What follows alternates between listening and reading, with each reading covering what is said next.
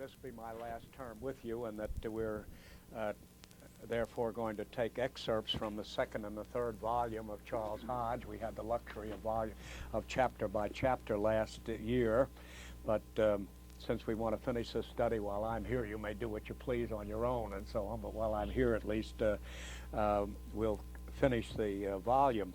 And so we agreed last year we would take 6 chapters from volume 2 and 6 chapters from volume 3 to round out the 12 weeks we have together. This afternoon, it's an irregular time, you understand. It's 2:30. Has it been settled what the regular time will be? 7 o'clock. We're back to 7 o'clock, and this room is sacrosanct. This is the one secure thing about this class. Hours may vary and so on, but we fought for years to secure the toddler classroom, and we have that at our possession. But unless further notice, 7 o'clock till 9 will be the time with a break in the middle. You can come for all of it or part of it as you please. And I think I saw Tish here a little while ago. She sometimes spoils us with a snack or two. But she may or may not, depending on her sovereign pleasure. I think her sovereign pleasure is negative today. Besides, many of you will be going to a full-course meal at 6 o'clock, is it, the mission dinner tonight? We might look at the other chapters. You'll notice part 2 is Anthropology, or the doctrine of man. We've been discussing the doctrine of Scripture and God last time. Now let's take a look at these and see if you have any preferences for the other 5 chapters in this volume here. Today we deal with the origin of man. The second chapter will be the nature of man, then the origin of the soul, the unity of the human race, the original state of man, the covenant of works, chapter 7, the fall, chapter 8, sin, chapter 9, free agency. And then we move into the third part, which is the doctrine of salvation, soteriology. The soteriology, you'll notice, beginning on page 313, chapter 1 is a plan of salvation. Then the covenant of grace, the person of Christ, the mediatorial work of Christ, the prophetic work, priestly work, and kingly work of Christ, and for whom did Christ die, theories of the atonement, the intercession, humiliation, vocation, and so on. Shall we say we'll try to take 3 chapters from anthropology and 3 from soteriology. So let's see if we can decide today for the 2 chapters remaining in this anthropology section. The nature of man, the unity of the human race, the original state, that would be man as created, an original righteousness, the covenant of works, the condition under which he was to persevere or fall, then the fall itself, and sin. I think I'd better be arbitrary and say we must take chapter 8 there, the doctrine of sin there. So that leave one for you to decide on of that part 2, anthropology. Any of you have any preferences on the remaining chapters? Yes, please. What's the title, please? Free agency. Now that's the free will question, you understand, the nature of the will as such. Any other suggestions? We'll just see what suggestions you have and then sort of vote on which of the remaining chapters you want to make as the third selection from anthropology. Any other suggestions or requests? What's your suggestion? Pardon me? What's your suggestion? Well, I'd hesitate to make one that would you'd almost feel you had to support the teacher or something, so I'll refrain. Yes, please. John, I can't suggest it, just haven't read yet, but look at the origin of the soul. I would look for your advice on that. Which was that again? Origin of the soul. Origin of the soul, okay. Origin of the soul and free will are the 2 suggestions from the class. Any other one? Well, we could just vote on those 2, or shall we just go through very hastily? I'll just read these remaining chapters, see how many hands go up there, and see if we can limit it. Nature of man, origin of the soul, unity, 3 on that, the original state of unity of the human race, origin of the state of soul, original state of soul, that's original righteousness, covenant of works, the fall, covenant of works, 1 on that, fall, and sin, and free agency. It looks as if there's definitely a preference for free agency. So shall we go with that as that would be the last of our third week in March then. So we'll take today the origin of man, and next week the doctrine of sin. That would be chapter 8, and then chapter 9 on free agency. We'll finish that section, and we needn't decide the other, but you might be thinking ahead on soteriology.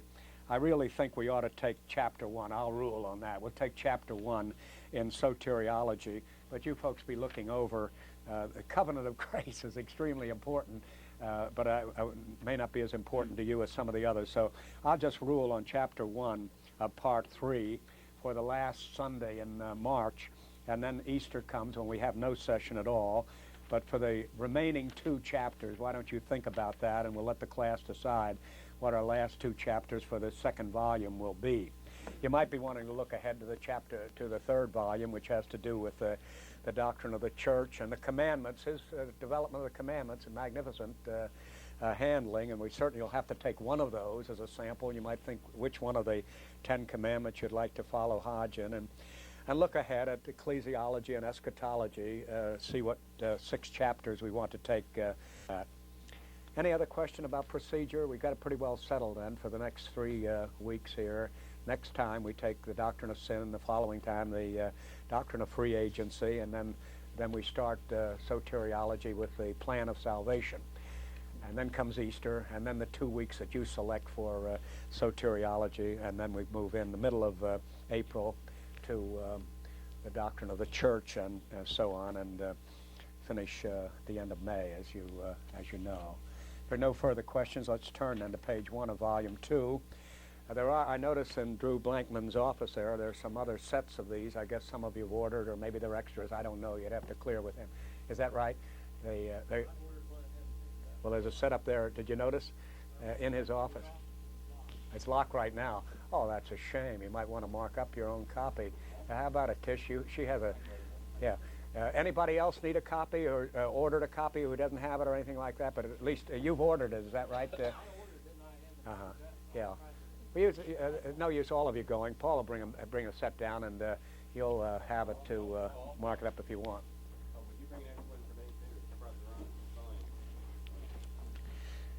There's no old business. Is there any questions about the first volume that were left hanging when we left last May? If not, we're now with chapter 1 of part 2, the 2nd volume. In case any of you are new here, I might remind you that Charles Hodge is the great Princeton theologian of last century. He was a prodigy of Alexander, Archibald Alexander, who was the real founder of what is today Princeton Theological Seminary, founded in 1812, and it very rapidly became the great champion of Reformed Orthodoxy in the 19th century. It's commonly called the Old Princeton, and is generally thought to have ended with the death of B.B. Warfield in 1921, the last of the great old Princetonians, himself a New Testament exegete who built heavily on this particular work of Charles Hodge. Some student told me that Ed Dowie, who's professor of historical theology at Princeton now, though he may have retired in the last year or two, he's approximately my age, has said about B.B. Warfield, he's the greatest scholar Princeton has ever produced, and that would include the present Princeton as well as the so-called old Princeton. The classical, I don't know whether I told you the story of Francis Lindy Patton, who was president of the seminary and the college and the university when they combined at the turn of the century, who once made the caustic remark that if ever the archaeologists dig up the remains of the old Princeton, they'll discover it was a vertebrate theology and so on. It was noted as a vertebrate theology, a very strong Calvinistic theology, and a group of world recognized scholars in a number of different areas, not just theology. Samuel Miller was perhaps a ecclesiologist of his time, and Robert Dick Wilson is famous as an Old Testament scholar. And as I said a moment ago, even Princeton regards B.B. Warfield as the greatest scholar of his time. George Foot Moore of Harvard considered Warfield the finest scholar of his time, and somebody said, "You mean the finest conservative scholar of his time?" And he said, "I said the finest scholar." He just felt Warfield was the best. But this was a body of giants in these days. They were very toweringly competent people and very definitely committed to the Reformed Calvinistic doctrine, which is the basis of Lindy Patton's remark about a vertebrate theology. And of the Hodges, this is the most famous. A. Hodge, his son, is known for his outlines of theology, which some of you may have. And it's a more convenient form than this. It's in one volume, and it's a little bit more recent. It's even more succinct than this, and of course it eliminates most of the Latin, Greek, and Hebrew that bothers you, and such things as that. But as a précis, a summary of it, it's good and still in print. You pick them up for about $10. You see them in sales now and then. Then Caspar Worcester Hodge was the last of the Hodges, died at Hodge, though his heart went to Westminster when the seminary was founded, but he saw fit not to leave old Princeton, but to stay there and die. But he willed his library to Westminster, and his spirit went with Westminster. He was very deeply disappointed in the drift at Princeton. Machen, who was sort of assistant to Warfield at one time, and heir apparent, was the one under whom the separation took place when they tried to reorganize Princeton from the old classic Reformed theology to its more or less contemporaneous stance, and led to the formation of Westminster Seminary. But the last of the Hodges, the grandson of the man we're studying here, he died at the old Princeton, but his spirit lived on in Westminster as a kind of insistence that the new Princeton is not the old Princeton. It's not maintaining any longer what it used to maintain. So, in a sense, we're studying here classic Reformed theology. This man does not compare with Jonathan Edwards. Edwards is a genius of the first order, and Hodge is not in his category. But for overall knowledge, he's very, very superior to Edwards, and he's a century later. And as far as influence on our Presbyterian tradition is concerned, he's second to none, and Edwards is very secondary in comparison with Hodge in his influence. He's just a genius of the first order, and in a certain sense, Hodge stands on his shoulders. But Edwards died, before he was able to finish his systematic theology. I might say, apropos Edwards, we won't be studying him. We'll take a Calvin tomorrow morning, Hodge Sunday evenings, But I've been promoting a little Edwardsiana around the country of promising young seminarians, not necessarily young, but seminarians or religious educators, men or women, or full-time religious educators, that I'd give them a copy of the 2 volumes of Edwards if they make me one promise that they will read it in 1 year. And there have been 20 or more people who've been rash enough to make that promise, so you might be praying for 20 or so Baptists and Presbyterian ministers and seminarians around the country who are presently reading Edwards with the vow to God that they will complete him in the year after they receive they've received the volumes. Very small print. As I figured out, it comes out to about 5 pages a day if you read every day in it. Very close-grained reasoning, but I can't think of any greater blessing for the Christian church. And boy, oh boy, I'd touch my millionaires to subsidize this thing. If every minister in the country would ever read Edwards in a year, you would have a genuine grassroots revival, I think, there. But at any rate, some are doing it. And if you hear of young ministers, young religious workers full-time, who want to take me up on that proposition, but they got the vow to God that they will read it in a year. Don't tell me about it. I'm not interested after that. You have to answer to him if you do it. But you could spread that word around there if you want to.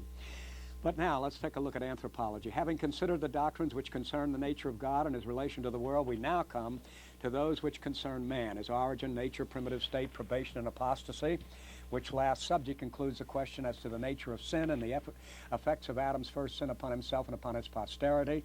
These subjects constitute the department of anthropology, the doctrine of man. Theology is the doctrine of God. Anthropology, the doctrine of man. Soteriology is the next one we come to, the doctrine of salvation. And ecclesiology, the doctrine of the church. Eschatology, the doctrine of the last thing. In those days, they tended to use theology terminations more. They've gotten away from this kind of structure in systematic theology, mainly because they've gotten away from systematic theology.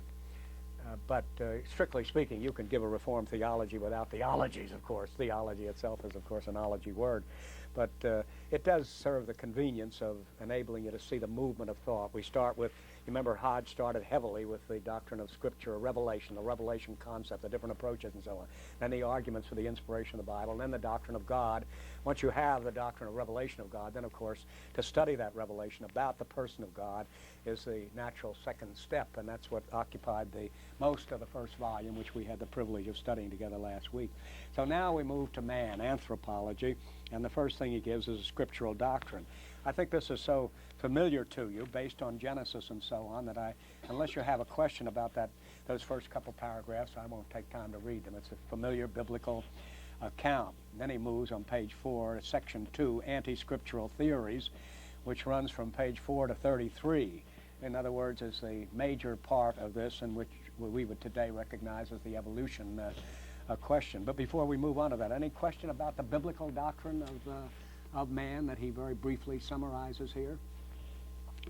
Probably come out in connection with the development of the non-biblical doctrines, but he starts out on page 4 with noticing the heathen doctrine of spontaneous generation. That just means that things come into being spontaneously, that is, without any cause, without any explanation at all. It's a sort of cop-out on the rational question, from whence came this, or what's the source of that, or how do you explain the other? There's no explanation, it just came into being. That's all. We don't refer to that today as spontaneous generation, but when you hear people discussing the way enzymes under certain chemical conditions and light conditions and heat conditions and so on come into being, we don't call that spontaneous generation, but it amounts to spontaneous generation. They don't know how it happens, but they don't even know that it happens. They think it must have happened. Now, theoretically, of course, it's always a possibility that God said, let there be enzymes, let there be life, you see, or something like that. And that's the seventh of the theories that Hodge is going to look at. He's already stated that as a biblical view. There again, this very approach to the subject is interesting in our modern context. Remember, my role up here is mainly to explain Hodge a little bit where necessary and also show his relationship to the present time. I think you're all aware of the fact that the debate that's going on in American culture at the present time is not so much creation versus evolution as the right of creation to be heard in the classroom. Geisler and all the other people who are, and Morse and people like that, Henry Morse and people like that, who are active in creation research and so on, are pleading only that instead of teaching evolution as a sole option, don't discontinue teaching it, go ahead and present it as an option, but present the option of creation as well. That's been the basic thrust there. It's not an effort, at least the way it's been conducted in the courts and out of the courts. Remember, it's been legislated on both in Arkansas and in Louisiana. In both cases, the creationists have not asked to displace evolution. They have not called for it to be repudiated as a heresy or an anti-biblical doctrine or unsound or anything like that, but just to be considered among the options. Now here, Hodge is presenting 7 options, you see. They're presenting 2 options. All right, you want to present an evolutionary concept, go ahead and do it. Alongside of it, present as a perfectly legitimate option, just as valid as far as its case is concerned, or invalid. You have to judge for yourself, but the arguments are pro and con in both areas here, so let the student hear both views, the creationist view and the evolutionist view. And I think most of those of you who followed the subsequent history, say the last year or so since the church courts, I think you realize most of the scientists who are strongly evolutionists have been strongly against the optional presentation on the ground that creation is not a scientific proposition. It's a faith proposition. In schools, we're not interested in faith. We're interested in knowledge. We teach knowledge. We have people of all kinds of faith or no faith and so on. None of it's necessary as far as school is concerned. So we teach what people in these fields know or think they know. And evolution is a viable candidate for the explanation of origins and so on. And creation is not. Creation is just a faith stance of some people. Now, the creationists have been arguing that that is not so. We give you a reason for believing that, and not just that we find it in the Bible. No, we'll give you a reason for believing the Bible. But we give you a reason in and of itself, just on scientific grounds, that there would be an all-existing being who has the power to bring things out of nothing, whereas there's no explanation or something coming out of nothing other than spontaneous generation. Even the scientists are embarrassed with that term, spontaneous generation.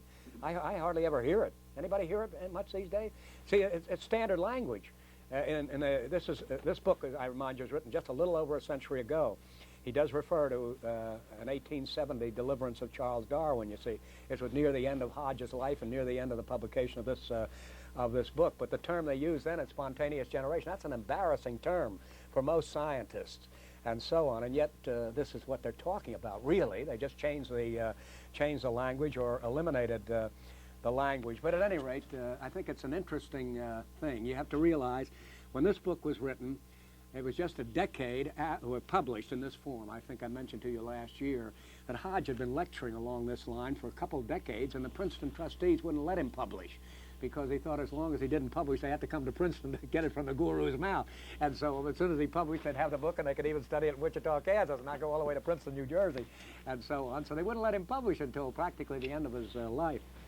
This was published near the end of his life, which would say 1870, and the Origin of the Species was published in 1869, 59, just 20 years earlier, Descent of Man just a decade earlier. So what you have Hodge writing here is the almost immediate spontaneous reaction to Darwinianism. The evolution idea had been on the scene before, but the impact of Origin of the Species and later Descent of Man was just being felt. Almost the last thing that Hodge wrote was, what is Darwinism? What is it? He has some reference to it here, but it was a separate tract of about 50 pages. What is Darwinism? And the grand conclusion on the last page is Darwinism is atheism. You'll find him saying that here. He will not say Darwin was an atheist. He won't say that every Darwinian is an atheist. And he gives instances of people who are strongly theistic, who are sympathetic with Darwin, but that the Darwinian thought was essentially atheist is here, and it was spelled out in a whole monograph because the whole world was waiting to hear what the great theologian of Princeton, Charles Hodge, thought about this new phenomenon, especially with James McCosh coming on to the presidency of Princeton University and taking a rather sympathetic stance with respect to evolution. But that's one thing I notice in passing here. The term spontaneous generation used rather commonly in those days, and very definitely a pejorative term today, almost deleted, though the concept is as much with us as ever. The next time you see an evolutionist, a man who's strongly committed to it, and so on, I ask him, do you believe in spontaneous generation? I think he said, what do you mean by spontaneous generation? And so on. I didn't think in these terms, but in the last analysis, the enzyme comes out of we know not what. Under certain circumstances we describe, and we know not why, and so on. But nevertheless, maybe that's the way it did happen. The modern doctrine of spontaneous, he mentions a heathen doctrine, a historic doctrine, a common doctrine, and so on. If you don't know, what else can you say? You've got something here. If you can't posit God as the author of what is here, then where did it come from? It came out of nothing somehow or other, and that can't be anything other than spontaneous generation. That was the word for it in antiquity, and in last century it's just no longer the word for it. Then he talks about the modern doctrine of spontaneous. See, there's a kind of irony here, the modern doctrine of spontaneous generation.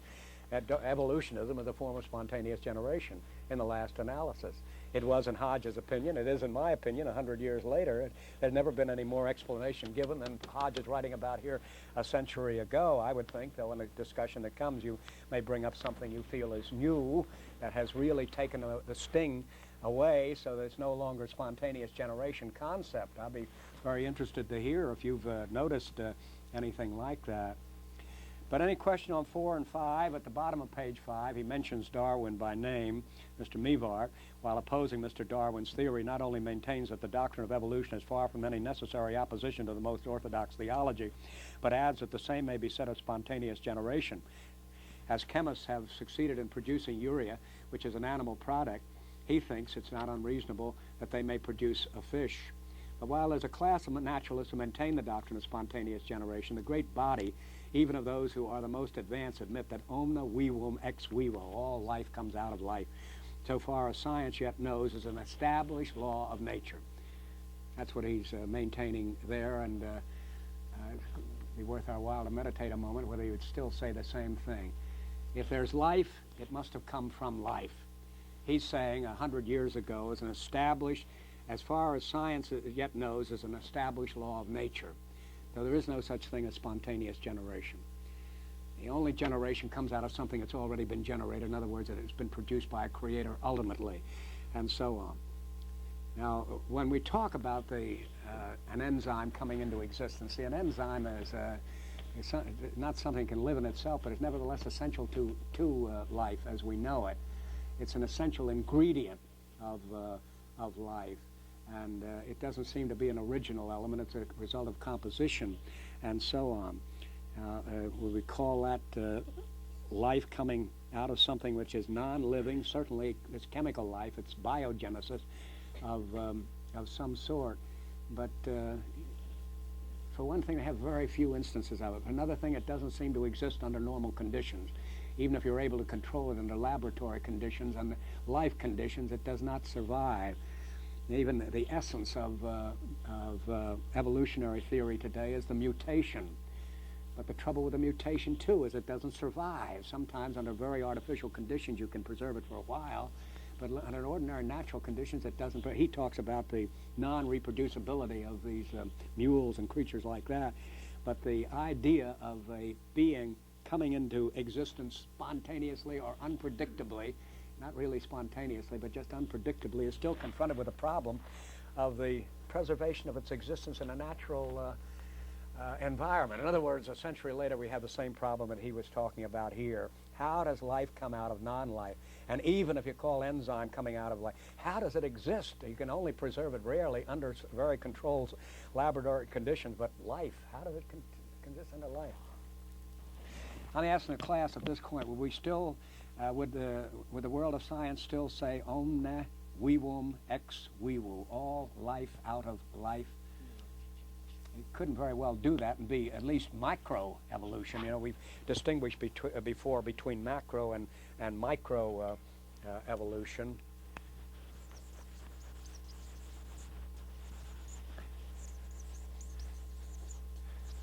We refer to microevolution as evolution around the fringes, maybe a new variety of fish or something like that happening. And a number of Christians have acknowledged that, and they've been called threshold evolutionists and things like that. Carnell and Henry shares that idea, and so on. Henry Morse and people in the Creation Institute are very, very hostile to this. They're young Earth planet. They're 24-hour day creationists. They virtually make a 4004 BC beginning, and so on. And anything, however micro it may be, bothers them profoundly. They think that Bernard Ramm and the others, by moving the slightest direction toward evolution, is a fatal beginning of a slippery slope, and so on. But nevertheless, a great many contemporary inerrantists, biblical people who believe in a thorough inspiration of the Bible, have entertained this kind of an idea. But they've said this type of thing, which means going back to what Hodge is talking about today, he doesn't use the term gemules for some reason or other. He does mention the fact that Charles Darwin was a theist who believed that God created these basic units from which he presided over the development of the whole evolutionary universe. Now, he is a source of that. See, there's no spontaneous generation in that sense of the word, even in Charles Darwin. But from that, you get a real macroevolution. That is a whole variegated universe, including the highest species of man, and so on, as a product from that. That's not macro. Now, most Christians will draw the line sharply at that point. That is utterly out of the question, totally incompatible with the Christian biblical revelation. But whether this brings a division of the house. I think I mentioned to you last year that when they had a convocation of inerrantists at Chicago a year or so ago, Morse was there. Morris, I just keep saying Morse. Henry Morris was there arguing against even that, and Gleason Archer, professor of Old Testament at Trinity Seminary and an Old Testament specialist, a language specialist and so on, insists that the Bible itself does not have to be interpreted as a 24-hour creation or a recent creation of 4,004 or 10,000 or anything like that. Now, these are two people here who are equally conservative. Both of them believe entirely in the total inspiration of the Bible and will be controlled by the Bible. Morris, however, is saying a proper interpretation of the Bible means a 24-hour creation and it means a recent young earth. They're famous for the young earth idea, and so on. And here's this biblical inerrantist who believes that the book of Genesis does not require any such notion as that at all. But they would join ranks against this type of view altogether. Now, Hodge, you see, is this sort of thing has developed in our century since Hodge.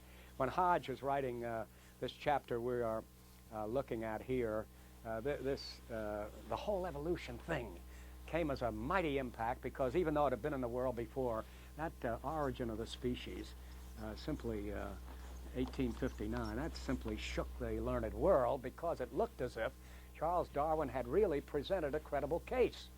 The idea was not new, but the kind of support that this very careful researcher, Charles Darwin, had done was extremely impressive. So the theologians who had wrestled for centuries with the idea of spontaneous generation and so on were suddenly confronted with what looked to them like spontaneous generation. Looks as if it had scientific credibility. And as what I'm saying to you right now, as we look at the situation a century ago, this kind of distinction was not front and center. The whole idea, this is a front and center idea, the whole evolution notion. As the argument has gone on and the developments have gone on, this sort of thing has come into focus. And as I say, in terms of that, you have people like Archer and Carnell and Graham and Henry and other people like that, are well-known inerrantists and so on, who at least entertain this sort of an idea and maintain that in no way do you get from this to that, compatibly with Scripture or any real scientific knowledge. Any question or comment on that point there? Yes, please. Please, you go ahead. What does one say? We view the universe and we posit the existence of an uncreated creator. What does someone say? Someone says, well, why take that step back? Why not just say the universe exists for the same reason as God? You should have been with us all last year. The real answer to that. But to put it in brief there, you see the whole first volume here in Theology has been trying to prove that the only explanation of the universe that we have at all, with or without evolution, it doesn't make any difference. The only explanation of it is a being who exists in and of himself, in the teleological argument, the cosmological argument, the ontological argument, that sort of thing. And Hodge has gone through that. The class may remember that their professor didn't think Hodge was as tight in his reasoning as he could be at certain points. He's much tighter in the second volume than he is the first volume. He referred back to that as if it was much more tightly argued than it actually was. But whether it was as tightly argued as could be or not, Charles Hodge certainly does believe, and certainly most Christians believe, theists believe, that there is no accounting for anything except in terms of a being who exists in and of himself. John Mill is famous for the question, who created God? You see, who created this, who created that, who created that? The answer to all is God. So the question is, who created God? Well, the answer is God, by definition, is the explanation of everything. He doesn't need, if you needed an explanation for him, he wouldn't be God. He is a being who just exists in and of himself. He would account for everything else, if there be such a being as that, who exists, who is the I am, who exists in and of himself, who has no beginning. He's independent. He doesn't depend on anything or anybody, any time at all, but exists in and of himself. He can account for you and me in this room, in this world, and all of history and so on. If there is no, now that's one kind of an argument. There are other kind of arguments for the existence of God. The negative part of it is, if there is no God, what's the source of them? That's spontaneous generation, you see. Chance. You'll notice in this chapter, I don't know if we had a chance to read it, the way by which Darwin and all evolutionists, so Hodge, of course, living a century ago, is dealing just with contemporary evolutionists, and so on. Their whole case is based on time. Millions of years. We today figure 4.2 billion years, you see. The universe has been in existence. And given that kind of time, anything could happen and so on. That was the hope of Darwin. That's been the hope of every evolutionist then, and it still is. The only explanation, see, we ask the question, everybody will admit, if there's a God, he explains everything. And everybody will admit that. That's an answer. That's a real answer. And that's where, as I was saying a moment ago, the modern Christian thinkers are saying, let's just put creation alongside of evolution or any other theory you want. Let's see if it can stand on its own leg. It's like Yahweh in the same temple of Dagon. You say, Dagon will fall over alongside of it, and so on. But what God is in competition with is time, you see, and on the basis of years and years and years. Now that, to my mind, as soon as as soon as anybody posits the possibility of spontaneous generation or the development of the world as we have it on the basis of time and chance. Of course, time is just a period in which it happened, but what brings it about would have to be chance, because it's either God or chance. If it's a purpose of being, it's God.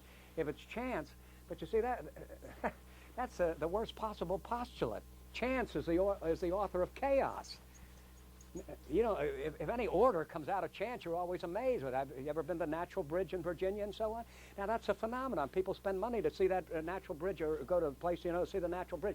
Because when chance, when just ordinary providence, without any planning, any engineering, any building or anything, produces something looks like a bridge, that stops traffic. That's something special, because you know full well it doesn't happen that way usually. You ever heard of any chance production of the 4 presidents out there in Dakota or something like that? You can imagine. If it takes a century to produce a natural bridge in Virginia, you can imagine how many trillions of years it would take to produce one president, an eyebrow of a president, or something like that. But time, it's a kind of a joke. This type of thing doesn't make any difference how much time you have. You're never going to get it out of that. Purpose is the only thing that produces order and so on. The kind of order that comes out of chance always stops traffic. Very irregular, very abnormal, very unexpected. Yes, please, David. The way I address that is I ask the question, how many years does it take for a ball to roll uphill? Yeah. Because if you're always going against the stream of things, there's no way. I mean, it doesn't matter how. I'll give you as much time as you want. That's right. That won't happen. That stone is going to roll over you every time. Sisyphus is often a figure of speech, you know, used by you and a number of other people. But it's to indicate the ultimate problem you have if you don't have God. If it's man just struggling with the environment and with fate and such things as that, it's like pushing this stone up the hill, and you never get over it. As soon as you rest, it goes down again, and you have to start at the bottom and all. That's the whole point of it. That's the ultimate irony. See, this is their ultimate explanation, chance and time. And these two would just never produce anything that's anything comparable to Rich sitting here, for example. His mustache, his hair, his eyes, anything like that, my dear. As I say, a natural bridge in Virginia is enough, you know. It just happened to be a little carving of a section that looks like a bridge and so on. But that's an interesting thing. You see, Hodge is pointing that out here 100 years ago. I'm saying exactly the same thing 100 years ago. If the Lord tarries another century, you have another course in Hodge in the 21st century, and I'm sure somebody can be pointing out, look, Hodge said that in the 19th century, Gerstner was saying it here in the 20th century, I'm saying in the 21st century, for the 22nd century, I don't know who's going to be saying it, but somebody's saying the same thing. And so on. The chance is not going to do it, but yes, please. Repeat your conclusion. I missed it. Life only comes out of life. What was our conclusion? You're listening. You're my ears, man. He says, would you repeat the conclusion on your question as to whether life only comes out of life? Yeah. Well, I would certainly think so. Not only life comes out of life alone, but even inanimate comes out of life alone. God's the only explanation of anything, living or dead, as it were. I mean, if you think of a stone as dead, for example, if you think of a stone as non-living, but out of nothing, nothing comes. See, remember that was our fundamental principle in that last year, ex nihilo nihil fit.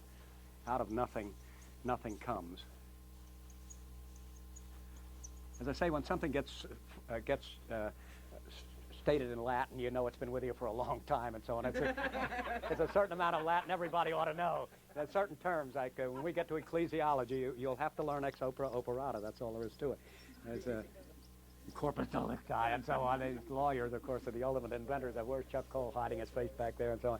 But whenever anything gets settled that way, but out of nothing, nothing comes. See, it's not just life doesn't come, but inanimate things wouldn't come. Nothing would come. There wouldn't be any explanation except by chance, and chance is you have to explain chance itself. The ektuke, the famous Greek word for it, Van Til was constantly using in class a great deal. Any question on page 7? He says at the top of the first paragraph there, but admitting that life is always derived from life, the question still remains whether one kind of life may not give rise to life of a different kind. Here I want to read something that published in a little periodical not long ago, contemporary. Now this was stated last year. Here's Hodge writing in 1870. But admitting that life is always derived from life, the question still remains whether one kind of life may not give rise to life of a different kind. This is so-called missing links of evolutionism, you know, and he'll be quoting Charles Darwin himself is admitting nothing but missing links. And this is one of the most interesting things about this chapter. I don't know if we've got a chance to read it or not yet, but Hodge is constantly pointing out the modesty of Charles Darwin. And the more you read about that, the more you realize Darwin was no Darwinian, at least not by very strong conviction. But he's always admitting the very problems we're always pointing out from. Where are all these missing links? Yeah, that's a good question. How come you have this distribution of animals that can't move all over the face of the earth? Yeah, that's a good question, too. All sorts of good questions that Darwin was admitting, but he felt he had a hold of something, that it must be something, and in terms of time and chance, the answer would come out. But one of the all this pressure for the missing links and so on, one of the famous missing links, of course, is this Archaeopteryx. Let me just read this statement from a German scientific journal of last year. Recent scientific investigations have led to serious doubts about the validity of Darwin's theory of evolution, according to the popular German science magazine Geo, which means Earth. Geo, I guess they pronounce it in German.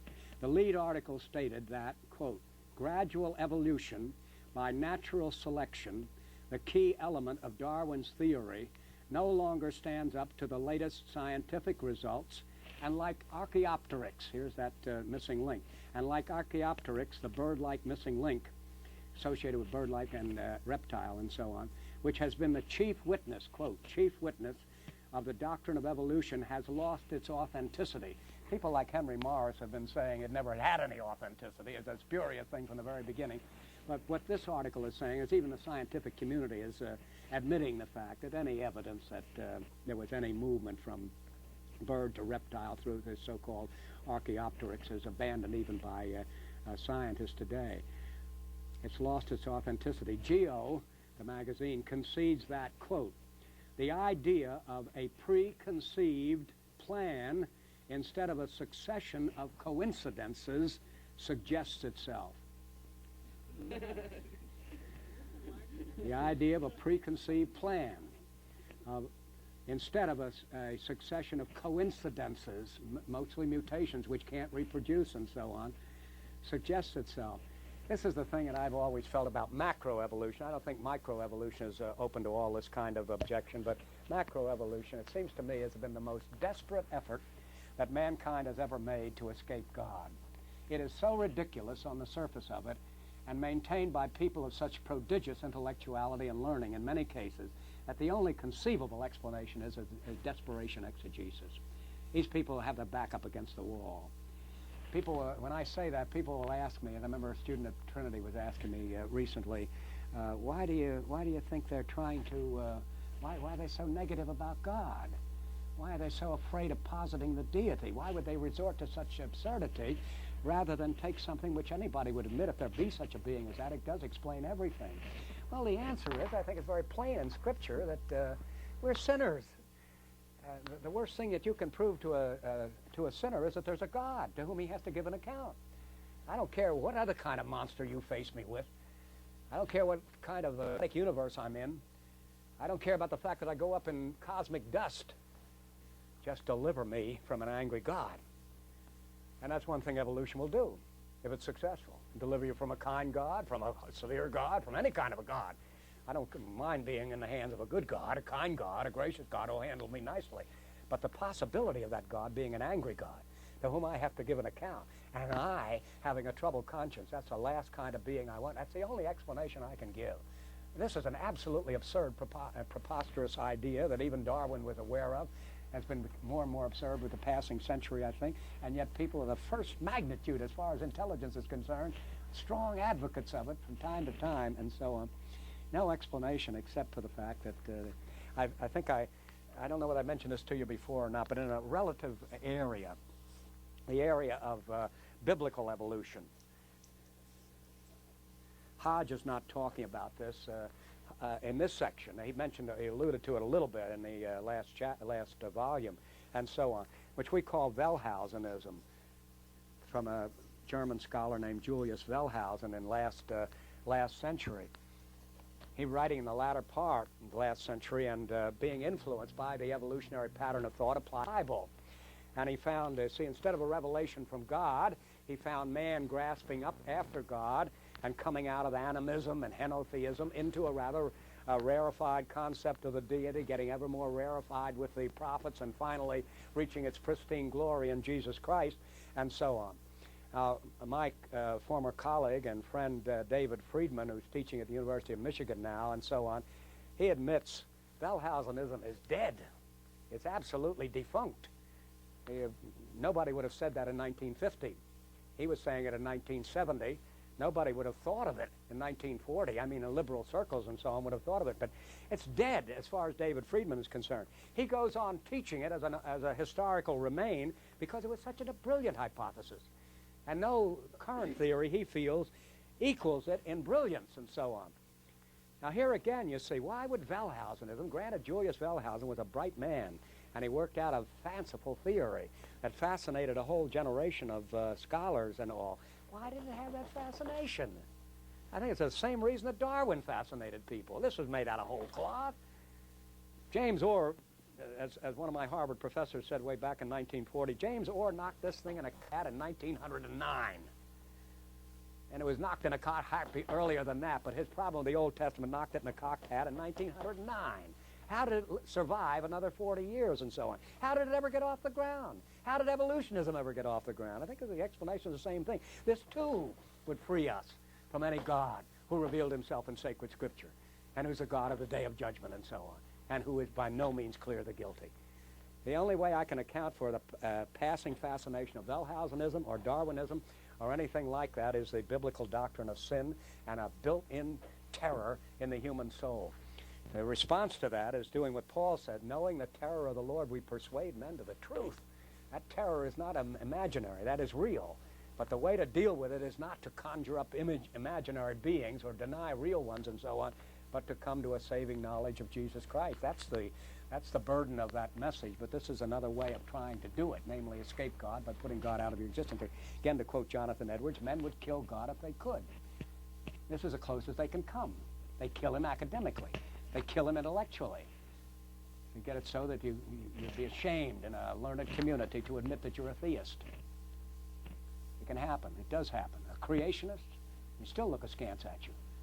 Really, they do. There have been enough debates held on late through Dwayne Gish and a number of other people and so on that they're getting more and more embarrassed at that thing because these people who are attacking the doctrine know far more than those who are defending it. Who are defending it, I think, for the most part, out of a desperate fear of the God who lies behind it all. Yes, please. You mentioned earlier that you felt that the fear of God is a cause for these people to cling to these. Make some desperate But I think of pride. Pride?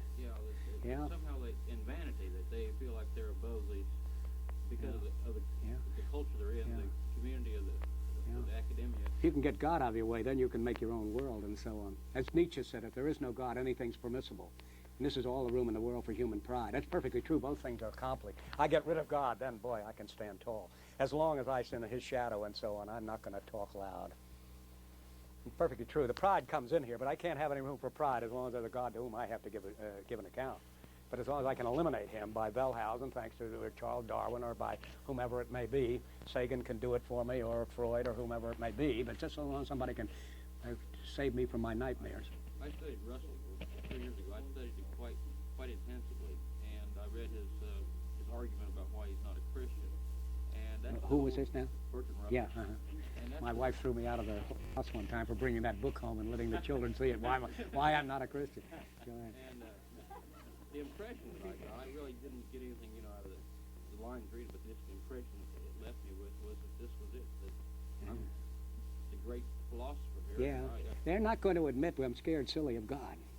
But in that same book, I think it's in the preface of that book, it may be another writing of Bertrand Russell. He's talking about Bertrand Russell's book on why I'm not a Christian. And it's either the preface to that, you may remind me or not, or it's in another book where he mentions throwing his tobacco pouch in the air once he saw through the ontological argument. Remember? Is it in that book, in the preface of that book?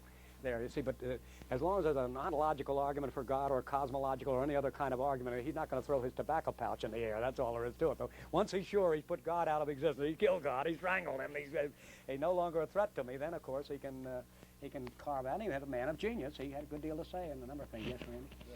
Since I last saw you, there was a article that I was reading in Omni Magazine, which is a scientific magazine. Yeah, I know. and they made a interesting comment that they had identified. They've been studying these people who had these experiences that they died, and what it was that they experienced that died, and then they were pulled back to life. Mm-hmm. Did Omni go for something like that? That sounds like the Inquirer or something. The interesting thing was that while they were talking about the people who had experienced this bright light supposedly after death and then come back away from it when they were pulled back into this world, there was a certain percentage of them who had actually experienced going the other direction that didn't say anything about it, but were scared, frightened about the whole thing, and their behavior had turned after they had died and were brought back, and they knew that they didn't experience this bright light. Yeah, a few more experiences like that, and I may try to take a little... It was curious to me that Omni had given it credibility enough to write about it. Yeah, they at least write about it as something. You have to write about something even when there's no explanation for it. It doesn't necessarily mean you're liable to it, but you don't know how to refute it. I read someplace somebody was saying recently a person can say something in 1 minute that takes scholars 10 years to refute. I mean, I could make some absurd statement now, and I could give the class the rest of the semester to try to refute it, and you'd be working around the clock on it. It's one thing to refute something, but you see, on the other hand, we could say to the other person, give us some evidence, and then the ball is in the other court. Once a person tries to give some evidence, he says, I felt some pain, or I felt some light, or something like that, you know, what kind of proof is that? Yeah, I have proof, for example, from Scripture, that if he really died, he either went to heaven or hell. And if he went to heaven or hell, he doesn't come back to this world anyway, so there wouldn't be any communication either of pain or of joy, either one of those things. So the source of real information, namely the Bible, about that would be a description that the person wouldn't be able to give because he would never have been able to come back from that world. There's never any indication the Bible allows the dead to return to this world as a regular thing. I mean, Christ brought Lazarus back at the resurrection from the dead, but the age of miracles has passed, and God doesn't do that to any. The interesting thing was that there was two different experiences that were being... Yes, I know. Yeah, either heaven or hell. You see, that's what I say. If it were either heaven or hell, that would sound credible. We know there's a heaven, there is a hell, and persons, when they die, go to one or the other. But the trouble that spoils that plot is the fact that that could be true. I mean, but the pain of hell should be so beyond description that they shouldn't be capable of talking about it, and heaven would be beyond too. But the main point is the Bible gives indication they're not allowed to come back from heaven or hell. So the thing, it must be spurious. Maybe it was a pain in the spine that came as awful agony in the other world or something like that. It can be real and that sort of thing, but it wouldn't be hell. And this will be the last question before we take our break. Go ahead, Vivek. It seems that everything scientific, whether it's a textbook or a magazine or National Geographic, whatever, they just assume that evolution is fact now. And you were talking about the ridicule. You know, I remember that as a biology major. I remember being looked at. One of my friends said to me, well, you can't really not believe in evolution, can you? And I'm wondering how we really can refute it. I guess from what you're saying, maybe we really can't. Maybe all we can say is, can you provide the evidence? Yeah. How do we deal with that? Yeah, let's take a break now, and then 10 minutes we'll start off with that question. And who is it? You had your hand. That'll be the second question when we come back. We'll start out with it. How do we deal with the question? But let's take our 10-minute break now, shall we?